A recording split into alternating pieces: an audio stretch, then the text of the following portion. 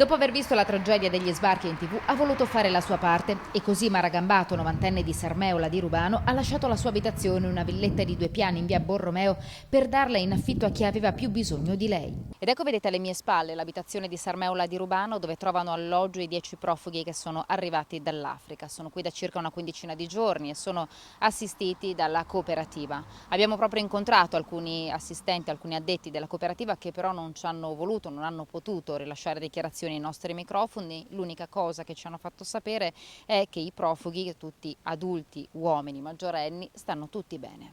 Panni stesi al sole, finestre aperte, qualche passeggiata nel parco, come inquilini qualunque, tant'è che molti cittadini sembrano quasi non essersi accorti della loro presenza. I privati sono liberi di fare ciò che desiderano fare, ognuno è una decisione soggettiva. Per ora insomma, non danno né fastidio né niente, non ci sono grossi problemi. Non sapevo neanche che ci fossero, di la verità.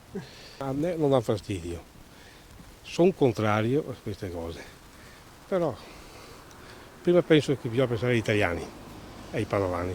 Mara Gambato ora vive in un appartamento alle porte di Padova. La sua villetta ha deciso di concederla per metà del valore sul mercato dell'immobile.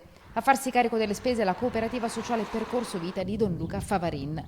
Un gesto di generosità, forse spinto anche dalla sensibilità nei confronti del tema dell'emigrazione. Un dramma che la 90enne ha cercato di alleggerire offrendo un tetto a chi non lo ha più.